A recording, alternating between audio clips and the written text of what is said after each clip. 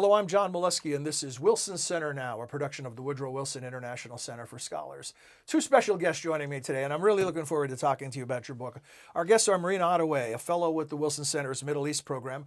Marina formerly served as head of the Middle East program at the Carnegie Endowment for International Peace. Also with us, David Ottaway. David is a fellow with the Wilson Center's Middle East program as well, and he formerly served as the Washington Post's Middle East correspondent. Additionally to all that work, this dynamic duo has written this book. It's called Living Interesting Lives, a Memoir. It's one of several you've co-authored together. Quite the team. And so, you've written a lot of books about serious issues, but they haven't been about your own lives. No. Where did the idea for this book emerge? Friends and family asking questions. And about the various aspects of our life, and you reply, and then they say, you should really write it all down. And in fact, a reaction we got from a friend in Italy last summer when he read the book, and he said, I finally know who you are. I feel like I know you better, certainly after reading the book. Any resistance? Did you think, it's not a book? Or did you warm up to the idea instantly? I had started earlier doing I called it third world postcards, because I was going back to the countries where I had lived that were particularly interesting, or where I'd spent a lot of time covering stories. And I'd gotten through three countries: Algeria, Egypt, and and Bosnia. Mm-hmm. And then the Arab world exploded with the uprisings of 2011. So I dropped that whole project, but I had started thinking about all these places where we lived, and I found it pretty interesting. And rediscovering it, you thought, hey, there's a book here. I introduce you as co-authors, but I don't want to sell short your sons. Yes. The book says the Ottawa family is the authors, Marina, David, Eric, and Robin. How did you come up with the division of labor of who wrote what? Well, it's interesting because when we write books together, usually we edit each other's. We divide it up and then we edit each other's work. But then we discovered that on a memoir you cannot edit the other person, because a memoir is a memoir. It's what you remember, right. And so on. So we decided to write it as two separate voices, as you have noticed when you. On each country we have my take and we have David's take. And then we started thinking why not asking kids to do the same thing? Yeah. How would it have affected them? Sure. And we'll get into that a little more, but I'm also wondering, you talk about you can't edit someone's memoir because that's their memory. I can't tell you how many times I've been at a family gathering where I'm in an argument with a brother or sister or someone about the details of what we both think we remember accurately. So who was the editor-in-chief? Was there No, if we did, there are some there are some discrepancies in the book. When our memories differ, we left them as two different we left at the discrepancy rather than trying to get into, am I right or are you right? Because what you remember is what you remember. Yeah. So the Amazon write-up says, it reflects on the strange normalcy of daily life in the midst of coup d'etat and revolutions. And we were talking about this a little bit before we began recording. When you're living your life, it's just your life, right? Yeah. You don't wake up every day thinking, wow, this is extraordinary. And that's why both children said that they lived perfectly normal childhoods. Well, they did not. Nothing normal about this childhood. But that was their perception, because it was the only childhood they knew. It also speaks to how adaptive kids are, doesn't it? Yeah, yes. Oh, absolutely. Yeah. I mean, so more from Amazon. The memoir brings to light how various family members process the same events in different ways, with children remembering normal and happy childhood, although their parents remember extremely challenging living conditions. So how worried were you when you were raising these kids and moving around to these various spots, some of which were in the midst of violent uprisings? What was daily life like? Did you live with a constant sense of danger, or did it become normal for you as well? No. Things are never as bad when you are living through them, except in extreme cases. Yeah. But it's worse if you are outside the country reading about it. I mean, Sadat was assassinated and David was there. But the fact is that after Assad was assassinated, Sadat was assassinated, life went on perfectly normal in Egypt. The sun in rose the next following- day, people went to work. Yeah, yeah. No, they did not go to work because they declared that because strike. they Mourning. shut everything down. But they went out promenading along the banks of the Nile because the sun was out and it was a nice day. Another thing that the book illustrates is how much life has changed on the technological level. Oh boy. And David, could you talk a bit about your experience as a correspondent filing stories in some of these environments? It took a lot of time doing. This was before the time of information technology. There was no. There were no. It was really difficult to make a telephone call, and we didn't. Very seldom did it. My only connection. And you weren't doing it with a cell phone. You were doing it No, with there were no cell phones. Yeah. There were no cell phones. And my main tool of communications with the outside world was a telex machine. which one of your sons describe as, being a giant. Well, he was also very small. Some of the time we had it in the house, and some of the time I had to go down to the central post office and bribe the guy to let me cut the tape, because you have to cut a tape. And then the tape goes through the machine after you've done it. But that whole, the whole process of filing took hours, where now you can, get on the telephone or dictate it on the phone or whatever. Back then you had to, the only thing was a telex. It sounds so primitive now. It When you really think about the way does. we can communicate now. It really does. When we were designing the cover, we gave every person something that reflects what they were doing. And I had thought originally that it would be nice to give David a necklace of ticker tape, except that nobody knows what ticker tape is nowadays. You have to go to the Smithsonian Yes, Museum of American History or something like that. So what about the communication from your end, where he's gallivanting around covering different stories? You're whatever the home country is, you've got kids maybe who are going to school. How did you handle communication? We were out of touch for weeks, never for months, but certainly for weeks at a time. That's the way things were. When David disappeared in the depth of Angola, you don't expect to hear from him. I know some of the answers to the question I'm asking because I've read the book, but for the benefit of people watching and listening, how did you handle the kids as far as their awareness of the danger that their father was potentially in, or that they were potentially in? You try to play it down. You try to make them aware of it. Like, we had a rule that started in Addis Ababa. If you hear shooting, you go to the center of the house, to the interior space of the house. That's something that normally you don't teach your children. But you try to keep it matter-of-factly. And if you have noticed, one of the kids wrote that it was fun actually sitting on the steps in the center of the house and playing games. Playing with Legos. Yeah. Well, also the resilience of children. I can't remember, it might be the same situation, but I think it was you correct me, Ethiopia, where you were told you had to leave in 2 days. Yeah. Yes. And one of your kids his big concern was retrieving his marbles. Yes, exactly. Yeah, so, that's amazing. So I'm going to ask you about your most vivid memories, because we can't cover the waterfront. Yeah. This book the scope is amazing. As I was saying again before we began recording, it's really also, in addition to be this family memoir, it's a documentation of some of the major news stories of the late 20th century. Sadat's assassination is one that you mentioned already. So I would like to know what your most vivid memories are when you look back. When you sat down to write, what were the easiest chapters to dig into? For me, it was Ethiopia, because Ethiopia is such an extraordinary country. It has a horrible political history, and it's pretty horrible even right now. But it's a country, it really has a civilization, has an ancient history, and has a sense of itself.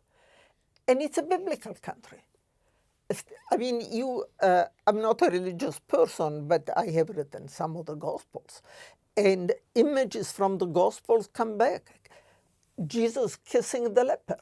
The country is full of lepers, which you hear about here, but not elsewhere. So there is this very strong sense that this is a different place. Or lying in bed at night, that to me is a very vivid memory. the main Coptic cathedral was on the other side of a galley from our house. And they have night services. And the night services, on all the services, mixed African traditions with Christianity. So that, for example, they chant, but they also use drums. And lying in bed, listening to the drumming coming from the cathedral at night. Yeah. That was. Well, for me, it was Sadat's assassination. I mean, And you that's say an that in the book. I think extraordinary- I wrote that. I wrote that down. You said the most vivid, without a doubt, the most riveting event I would ever witness firsthand in my entire career. Yeah. I mean, I was less than half a football field away from him. I mean, so it was 40 yards, 50 yards, and totally unexpected, although I happened to be watching very closely the parade because my colleagues had said, oh, something will happen, something will break down, you know, there's always a mess in these parades. Yeah. Well, so I was really watching very closely and saw what happened. I didn't realize what was happening immediately until we began to hear gunshots. And then I said, I got to find out whether he's alive or dead. So I ran down to the podium, and the security people, they must have thought I was a diplomat or something, because they just let me go. But my first decision was, when you hear shooting and you realize they're shooting at you generally, is it better to stand up or lie down? You lie down, you can be trampled. Stand up, you can be shot. Yeah, great choice, huh? So I decided to keep standing up because I didn't want to be trampled. So I went down to the crowd, and I couldn't find Sadat, but I saw, the entire government was there in the diplomatic corps, and they'd caught two of the guys. There were about 7 altogether. They'd caught 2 of the guys, and I thought they were going to tear them physically apart. I mean, things were really tense. But I couldn't find out whether he was alive or dead because they had whisked him away. And Mubarak was there, who became vice president, who became president. He was getting up from under the chairs because they threw chairs on top of them as if that was going to protect them. He was dusting off his cap. I didn't see it then. There was a hole in his cap, where the hat goes up like that. So they came very close to killing him. They really wanted to wipe out the entire government. But but this is something you never forget. Yeah. I mean, just hearing about it and imagining what it would be like. I'm watching the news story from afar, but it's goosebumps. I want to go in a nonlinear fashion. I just want to prompt you on some of the stories that are in the book that I found interesting. One that I really enjoyed. Marina, tell us about the 3 genders in the Arab world. Yes, that's something that I learned very early when we were living in Algeria, when there were lines at government offices. You had to get papers for everything and so on. And there were always lines, but they were segregated. There was a line for men, who was usually very short, and a line for women that went on forever. And I learned that if I stood in the line, in the men's line, nobody would challenge me. Because women, European women or That's the third American gender, the women European is the third woman. gender. They belong neither here nor there, so that you get away with it. So you took full advantage of that special designation. David, on a more serious note, in Rhodesia, you had to make a decision about whether or not to carry a gun as a journalist. And you decided not to, but others, UK reporters, decided to. Yeah, there were a number of UK British did the reporters. Post talk about this? Were you recommended to or do it or not do it? I told them the issue was front and center for a lot of the correspondents there. Not so much the American as the British, but we were all together. The problem was you needed to get out from the capital and go to the farms, the white farms, because that's where the guerrillas were really concentrating. They were trying to drive the white farmers off their land and just sort of shrink the whole white presence that way. But you had to go on roads that were sort of backcountry roads.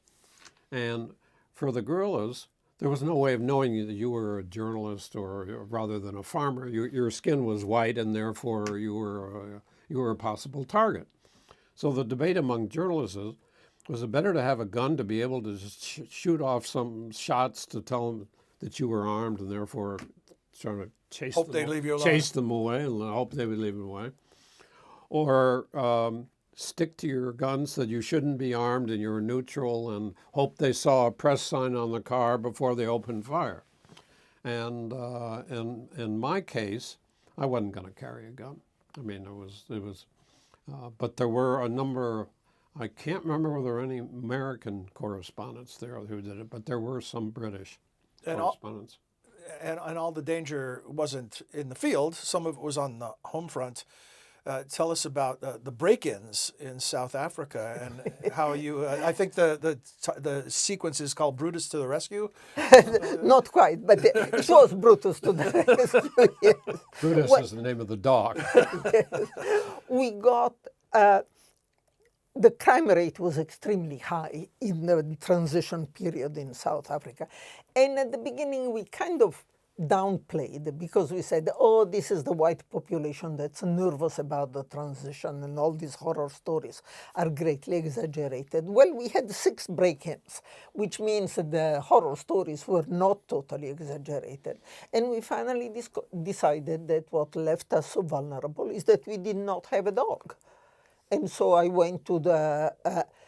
we couldn't start with a puppy because it takes too long to grow. We needed a trained guard dog, not a puppy. At least an adult dog.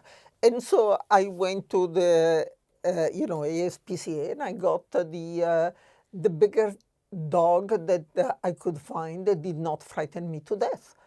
Because some of those dogs you wouldn't touch with a 10-foot pole. But this dog looked rather nice, but he was big. Size matters in this but case. But he was very important. So I'm going to move to sort of a lightning round here. I'm going to ask you some questions. And like the newlywed game, we'll see if you agree on the answers or if you diverge on the answers. And my first is best and worst decision that you made. Best decision during this period. Best decision, I think to stick in Ethiopia until the end. Until we really were forced to leave, because it was a historic period. And I didn't feel personally threatened, and I think we made the right decision. The worst decision, which we didn't even think about then, was when we both got on this military plane going into a war zone. And we had 2 children at home. And it was, a sudden, I had joined David in Zimbabwe, or Rhodesia, it was still called Rhodesia.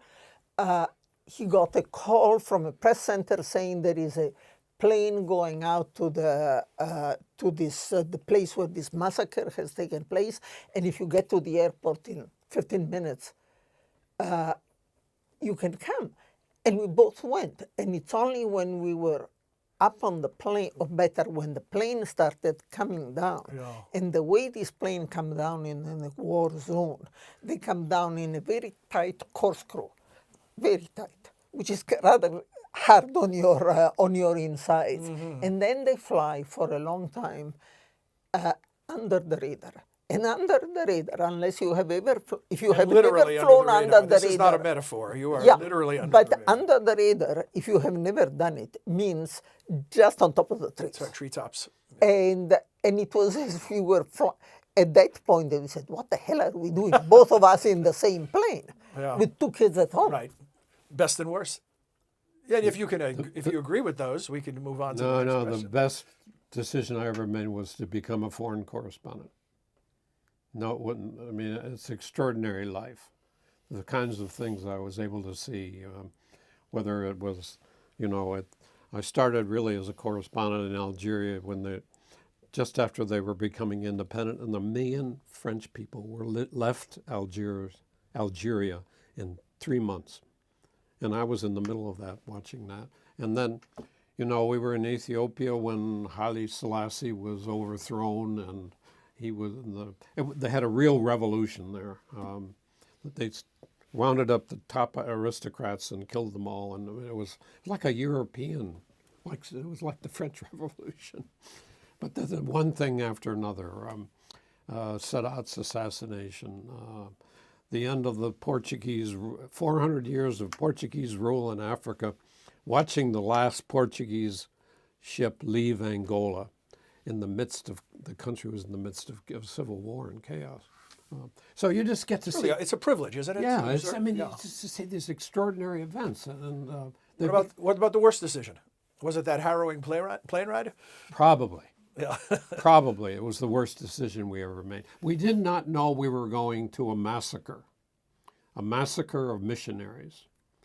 And so they didn't tell us what we were going to see, but they were really putting pressure on correspondents to go. Was the best place to live?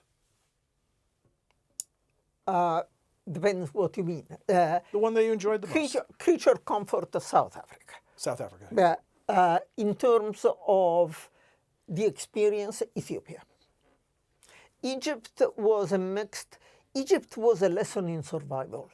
Egyptians are great. Surviving in Cairo requires a certain level of effort because the city is huge, is chaotic. Bustling. Well, you talk about one of your sons who didn't want to hold your hand crossing the street, except in Egypt. Not for very long, but Cairo. in Cairo. Yeah. What best place to live for you? I think I have the same issue.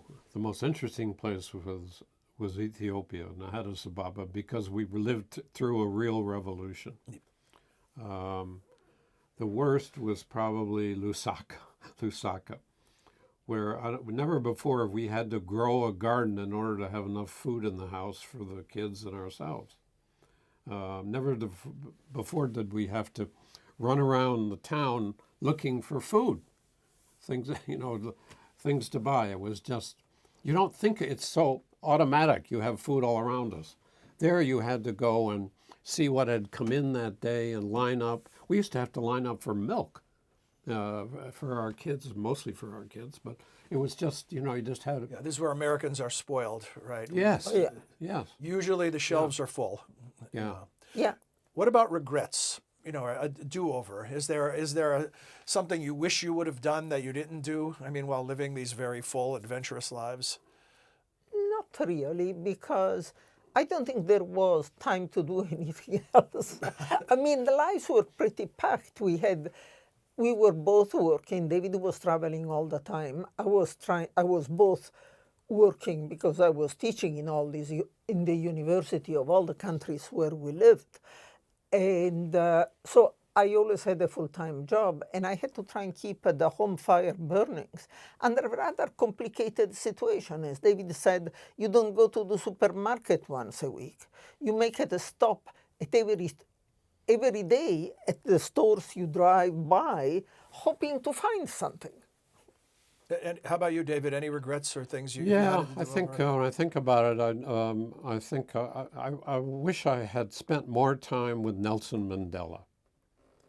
It was coming towards the end of and they wanted me to go on to another place, to Bosnia actually, to Eastern Europe, and we were there when he got out, and we spent a lot of time going with him around because nobody in South Africa knew what he looked like because they had not allowed any picture of Nelson Mandela in the newspapers or any talk about him. But he was an extraordinary character. He was so gracious, and despite the fact he's been, put him in prison for 27 years, he called for reconciliation. He is a combination of a European aristocrat and a tribal chief. In his manner. It was really, I only wish I'd been able to spend more time there. We introduce you as a foreign correspondent, and that's what the official title was. But I have to say, when you read the book, it sounds a lot of times like you were a war correspondent, even though it wasn't called that. And the thing about war correspondence, they always say, is it's adrenaline-inducing and it's an exciting beat, but it's also a very dangerous beat. And if you stay in too long, it might end badly. Your life as a foreign correspondent ended with an accident as well. But a different type of different type of accident. Tell us about that. We have a house in Italy, a little village called Bonosola, and that's where we went on our summer vacations there. And I was raking leaves off a retaining wall in front of the house. We had 2 or 3 retaining walls going down the hill. And I walked backwards off the top level. The wall. And it was about 2 meters, so about 6-7 feet, and landed on my back, and broke 2 vertebrae. And that was the end of my life as a foreign correspondent. Well, one way or another, you get out Yes, better than getting shot.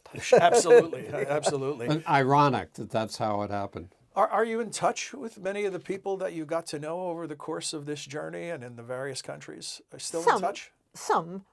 We are still in touch with David's assistant in Ethiopia, for example.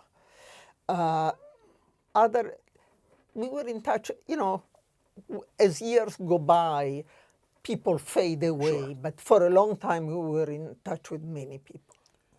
In some cases, we don't want to be in contact because we're going to get them into trouble. As, for example, Egypt. Yeah. So just knowing an American or Saudi reporter, Arabia, academic, or same thing, because they'll track with whom you are holding conversations. What you write may be held against them. Well, they'll be blamed. Yeah. So it's become more difficult in some countries, or you just don't want to do it because you don't want to get them in trouble.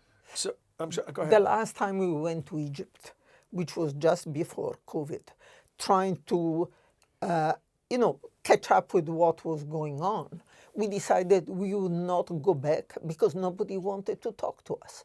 And we were very careful. We did not try to contact people in a delicate position and so on. But people who always talked to us before decided that they better not. And everybody had a bad cold during that visit. So I think the challenge with any book is where you end, right? I mean, the book can be terrific, and then we get to the ending, and it kind of just peters out. I was wondering how you were going to end this book, especially with 4 different voices. I think the ending is terrific. You give Robin the last word. Robin, Tell our viewers and listeners what Robin says about New York City and how the book ends. If you remember, or I can read it yes, to you. no, I remember, because the person who helped us do the copy editing said that was the perfect end Yeah, it was of a the book. terrific ending. Yeah, no, his comment was that with the life he lived as a child, it's not strange that he ended up living in New York City, because that's probably the only place he could have lived. Because That would feel like home. New York City packs the entire world. The most international city on the planet. That's right. Yeah, great ending. Well, a terrific book. Congratulations on Well, it. thank you. Really interesting decision you made to write this. Thanks for sharing it with us. It's called Living Interesting Lives, a memoir. David and Marina Ottaway, with help from sons Eric and Robin. We hope you enjoyed this edition of Wilson Center Now, and that you'll join us again soon. And I just want to say this is our last program before the new year, so we want to extend greetings from the Wilson Center to you and your families for our most happy and healthy holiday season. Hope to see you in 2025. Thanks for watching.